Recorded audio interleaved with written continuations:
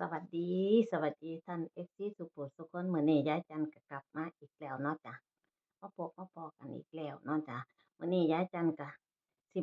มาเว้าเรื่องเนาะจ้ะการที่บ่แม่นอวดแล้วก็บ่แม่นอ่าคุยโม้โอ้อวดให้กันฟังเนาะจ้ะแต่ว่าเราสินนำทุกสิ่งทุกอย่างเอามาปรับปรุงแก้ไขกันเนาะจ้ะอ่าการที่เรามาอยู่ในต่างถิ่นต่างแดนเนาะจ้ะเนาะบ่ได้สอนเนาะจ้ะยายจันบ่ได้สอนเด้อจ้ะยายจันบ่ได้สอนแต่ยายจันเห็นมาเนาะจ้ะแล้วก็เลยอยากออกมาเว้าสู่กันฟังว่าเนาะจ้ะไม่ว่าเราจะอยู่ไหนไม่ว่าเราจะอยู่ที่ไหนก็ช่างเนาะจ้ะในต่างถิ่นต่างแดนก็ช่างหรือว่าอยู่บ้านเราก็ช่างเนาะจ้ะ เมื่อเรามีงานทำเนาะจ้ะเมื่อเรามาแล้วเราอยู่นี่เราก็บ่ได้ว่าเหนือกว่าคนอื่นเนาะจ้ะการที่ว่าไม่เหนือไม่เหนือกว่าคนอื่นคือเราเราอยู่เราอยู่แต่พอเราอยู่พอเพียงเนาะจ้ะเนาะแล้วเราก็บ่ได้ไปอั่นเกินตัวเราเราได้สิ่งใดมาเราก็เว้าสู่ฟังเนาะจ้ะเราเราได้อิหยังมาเราก็เว้าสู่กันฟัง การที่เราได้อิหยังมาเราก็อยากเล่าสู่กันฟังบ่แม่นโอ้อวดเนาะจ้ะบ่แม่นโอ้อวดบ่แม่นว่ายายจันสิมาอ่าใส่สร้อยใส่อิหยังอวดโอ้บ่แม่นอ้างเนาะจ้ะการที่เรามาอยู่ในต่างถิ่นต่างแดนการที่ยายจันมาอยู่ในต่างถิ่นต่างแดนเนาะจ้ะยายจันมีโอกาสเนาะจ้ะยายจันบอกเลยว่ายายจันมีโอกาสเนาะจ้ะอยู่ในไทยเนาะจ้ะตั้งแต่อายุ18ปีทำงานถึง อายุ50ปียายจันบ่มีเงินเนาะจ้ะบ่มีเงินแสนเก็บในบัญชีแต่เมื่อเราได้สามีฝรั่งเราย้ายมาอยู่นำเขาหอบลูกหอบเต้ามาอยู่นำเขาเรามีงานเฮ็ดเนาะจ้ะยายจันก็เลยเก็บเงินทุกบาททุกสตางค์เนาะจ้ะเงินทุกบาททุกสตางค์บ่แม่นว่า คือบ่เสียค่าบ้านค่าอิหยังใส่เขายายจัดให้นะคะยายจัดให้สามีแต่สามีไม่เอาเนาะจ้ะอันนี้บ่ได้อวยเขาเนาะจ้ะตั้งแต่ไหนแต่ไรมาก็ช่างถึงยายจันมีงานทำยายจันก็ไม่ได้เอาเปรียบสามียายจัดให้ถึงเขาไม่เอาแล้วให้2,000 3,000แต่เขาบอกว่าเธอเก็บเงินเธอเลยอืม มันเป็นโบนัสของเธอเงินที่เธอทำงานได้มันเป็นโบนัสของเธออย่าเอามาให้ฉันจะมาช่วยเหลือฉันอืมให้เธอเก็บของเธออืมให้เธออ่าสปอร์ราของเธอเธอบ่ต้องมากังวลในเรื่องใช้จ่ายเนาะจ้ะอันนี้แหละยายจันก็เลยได้เก็บเนาะพี่น้องแล้วอีกอันหนึ่งลูกเต้ายายจันอยู่ทางเมืองไทยก็บ่ได้ เคยมาขอเงินเนาะจ้ะไม่ไม่มีว่าแม่ขอเงินแหน่แม่อยากได้นั่นแม่อยากได้นี่มีตั้งแต่เขาหาเอาเองด้วยลำแข้งของเขาเนาะจ้ะแม่มาอยู่นี่แม่ก็เลยมีเงินมีพอจับพอบายล่ะพี่น้องก็บ่ได้ว่าโอ้อวดกันเนาะพี่น้องการที่ว่าหรือว่าคนทางบ้านก็สร้างเนาะจ้ะคนทางบ้านก็สร้างบ่แม่นว่าสิมาอาศัยใช้เงินนำคนต่างแดนเนาะจ้ะ บางทีบางเทื่อเนาะจ้ะคนอยู่ในต่างแดนเขาก็ทำงานคือกันเขาก็อยากมีเงินเก็บเงินออกมาเดือนละ20,000 30,000ให้ผู้นั้น3,000ให้ผู้นี้2,000ให้ผู้นี้1,500ให้วันเกิดผู้นั้นแหน่วันเกิดผู้นี้แหน่เอาไปเอามาคนอยู่ทางนี้บ่มีเงินเก็บเนาะจ้ะเมื่อเวลาเก็บป่วยมาบ่มีเงินฮอดสิรักษาตัวเองก็มีพี่น้องเออ ไม่มีเงินที่จะรักษาตัวเองก็มีเนาะจ้ะมิฉะนั้นเนาะจ้ะต่างคนต่างเห็นใจกันไม่ใช่ว่าคนที่มาบ่แม่นว่าคนทางบ้านเห็นลูกเห็นเต้าเห็นพ่อเห็นแม่มาอยู่เมืองนอกเมืองนาสิทะลุงเงินใช้เงินแบบนั้นแบบนี้สิมาขอตั้งแต่เงินเนาะจ้ะคนอยู่นี้ให้เขามีเก็บบ้างเนาะจ้ะให้เขามีเงินเก็บ คนอยู่ทางบ้านก็อย่ามารบกวนเนาะจ้ะคนเดี๋ยวนี้ก็บอกทางบ้านตรงๆว่า กว่าจะได้เงินมาเนาะจ้ะกว่าสิได้เงินมาเราก็รับจ้างเขาคือกันไม่ใช่ว่าเราลำบากเนาะจ้ะบ่แม่นว่าลำบากเราดีที่สุดแล้วที่เรามาอยู่ในต่างถิ่นต่างแดนเรามีงานทำแม่นบ่จ้ะแม่นบ่จ้ะเราเราดีที่สุดแล้วเรามาอยู่ต่างถิ่นต่างแดนเรามีงานทำเรามีเงินเก็บเนาะจ้ะมีเงินเก็บ ค่อยค่อยเก็บไปเดือนนี้เก็บเท่านี้เดือนนี้เก็บเท่านี้เนาะจ้ะค่อยเก็บไปยายจันบ่ได้มาสั่งสอนเด้อพี่น้องยายจันบ่ได้สั่งสอนแต่ยายจันเฮ็ดแบบนี้เนาะจ้ะยายจันเฮ็ดแบบนี้เนาะจ้ะแล้วก็สามีก็คอยซัปพอร์ตตลอดเนาะจ้ะคอยซัปพอร์ตตลอดก็เลยมีเงินเก็บเนาะจ้ะยายจันคันว่ามีเงินคือบ่ไปเที่ยวนั่นเที่ยวนี่คือบ่ไปเที่ยวไสยายจันบ่เที่ยวเนาะจ้ะ ย้ายการขอ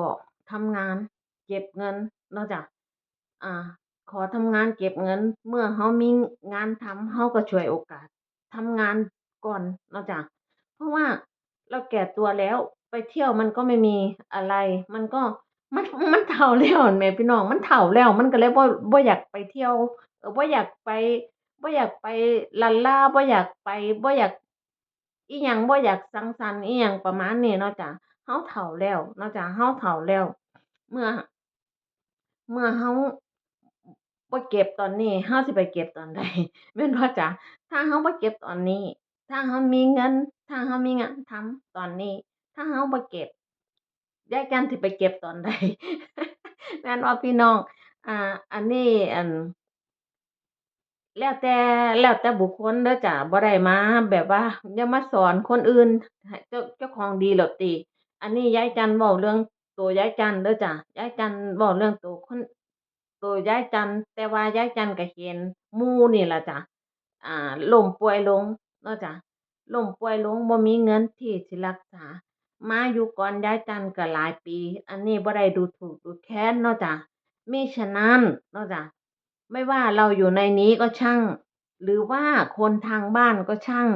เนาะจ้ะอันนี้ยายจันเว้าสองกำสองกับฝ่ายเด้อพี่น้องคนทางบ้านก็อย่ามาขอแต่เงินพ่อเงินแม่หรือเงินพี่เงินน้องอยู่ในต่างแดนเนาะจ้ะ คนอยู่ในต่างแดนอืมเขาอยากมีเงินเก็บคือกันเขาอยากมีเงินเก็บคือกันบ่แม่นว่าเขาสิอ่าบ่อยากเก็บเงินบางเที่ยทำงานมาเมื่อยๆเข็นเงินให้เขามีเงินในบัญชีแหน่บ่แม่นว่าแม่กูไปอยู่ต่างประเทศโอ้กูอยากได้รถยนต์กูอยากได้อันนั้นอันนี้แม่กูต้องนำให้รู้บ่ว่าบางคนอืมในสิแค่กับผัวแค่ค่าบ้านแค่ค่าอาหารเนาะจ้ะมันไม่เหมือนกันเสมอไปการที่มีสามีฝรั่งมันไม่เหมือนกันเสมอไปเนาะจ้ะบ่ได้ว่าบ่ได้ว่าดีกว่าคนอื่นแต่นำเรื่องมาปรึกษากันมาเว้ากันแม่นบ่จ้ะมาเว้ากันด้วยเหตุด้วยผลว่าการที่เฮามาอยู่แบบเนี้ยมาอยู่ในต่างแดนแบบเนี้ยเนาะจ้ะเออบ่ได้ว่าสิแบมือขอผู้ชายเนาะจ้ะบ่ได้แบมือขอผู้ชายเฮามีงานทำเนาะจ้ะเออบางคนก็ช่วยเหลือกันแค่ค่าบ้านเนาะจ้ะแต่สามีผู้ใดดีเขาก็ให้ลูกให้เมียเขาเจ็บเขาก็บ่ได้ให้เสียค่าใช้จ่ายอิหยังทั้งนั้นเนาะจ้ะแต่เรามีความละอายใจบ่เนาะจ้ะเรามีความละอายใจหรือไม่ที่เรามาอยู่กับเขาแล้วเราจะไม่ช่วยเหลืออะไรเขาเลยเนาะจ้ะให้พี่น้องให้แต่ถ้าเขาบ่เอาก็คือก็แล้วไปก็ขอบคุณเขาแค่นั้นพี่น้องให้เขาก่อนว่าเขาสิเอาหรือเขาสิเว้าเรามาจั่งใดเขาสิว่าเราแบบจั่งใดเราลองให้เขาเบิ่งซะก่อนเนาะจ้ะเราลองให้เขาเบิ่งซะก่อนก็ลองเฮ็ดแบบเบิ่งแบบนี้เนาะจ้ะบ่แม่นว่าเราเห็นแก่ตัวยายจันให้เด้พี่น้องให้แต่เขาไม่เอาเนาะจ้ะเขาบ่เอาเขาบอกว่าเงินที่เธอทำงานได้เป็นเงินสปอราของเธอเธอเก็บเลยเธอบ่ต้องมาช่วยอิหยังฉันเลยจังซี้น่ะพี่น้องก็เลยยายจันก็เลยมีอ่า พอมีเก็บเนาะจ้ะพอมีเก็บเออพอมีเก็บนำบ้านนำเมืองเพิ่นเนาะจ้ะอันนี้เว้าปรึกษาหารือกันเว้า ในข้อคิดในคนที่โยกย้ายมาอยู่ในต่างแดนเนาะจ้ะโยกย้ายมาอยู่ในต่างแดนหรือคนทางบ้านก็อย่ามาตั้งแต่ขอเงินคนอยู่ในต่างถิ่นต่างแดนหลายให้พวกเขาได้เก็บเงินให้พวกที่ออกจากบ้านมาอาศัยอยู่นำผัวฝรั่งให้เขามีเงินเก็บคือกันบ่แม่นว่าโอ้น้องกูหาเงินได้เดือนละเท่านั้นเท่านี้แม้แต่จะได้เดือนเท่าไรแต่หาก ไม่ช่วยเหลือกันไม่ช่วยเหลือกันมีตั้งแต่พลั้งพร้านกันอยู่คนอยู่พี่ก็บ่มีเงินเก็บส่งให้แต่ทางบ้านหมดเนาะพี่น้องคนอยู่พี่ก็บ่มีเงินเก็บส่งให้แต่ทางบ้านเนาะจ้ะส่งให้แต่ทางบ้านอันนี้ยายจันเว้าสองแง่สองงามเด้อจ้ะเว้าสองแง่สองงามเว้าทั้งผลดีเว้าถึงผลอ่า ทั้งสองฝ่ายว่าคนอยู่บ้านก็อยากขอเงินแต่คนทั้งพี่หลายเออก็เฮ็ดทำมาหากินนำกันเฮ็ดแล้วถ้าจำเป็นจริงๆก็จังค่อยมาขอเขาเนาะจ้ะคนอยู่ทางในต่างแดนเขาก็อยากมีเงินเก็บเหมือนกันเนาะจ้ะแม่นบ่พี่น้องผู้ใดถ้าถ้าเรามีเงินเก็บเราไปไสเราก็บ่อายแล้วเราก็บ่ได้ย้านอิหยังเนาะพี่น้องไม่ได้รวยแต่ขอให้มีเงินเก็บแม่นบ่จ้ะพี่น้องเนาะจ้ะอันนี้ยายจันก็ฝากขอเป็นกำลังใจให้ทุกผู้ทุกคนยายจันมื้อนี้โอ๊ยเว้าสับสนเว้าไอ้วกไปวนมายายจันเว้าในสองแง่สองงามคลิปต่อไปยายจันก็สิเว้าถ้าอยาก ให้ยายจันเว้าเรื่องใดก็คอมเมนต์มาเด้อจ้ะว่าให้บอกทางบ้านแหน่ให้บอกทางบ้านแหน่ว่าแบบนั้นแบบนี้แต่อย่าอยากอายเด้อจ้ะที่ยายจันเว้าตรงๆว่าอ่าเฮ็ดงานเนาะจ้ะยายจันบ่อายเนาะจ้ะยายจันไม่อายเลยที่ยายจันมีงานทำที่ได้ทำงานอยู่ในต่างประเทศเนาะจ้ะยายจันบ่อายเด้อจ้ะยายจันบ่อายแล้วยายจันก็บ่ได้ว่าลำบากเนาะจ้ะเมื่อเห็นเงินแล้ว มันชื่นใจพี่น้องอีหลีจ้ะเป็นกำลังใจให้ซึ่งกันและกันจ้า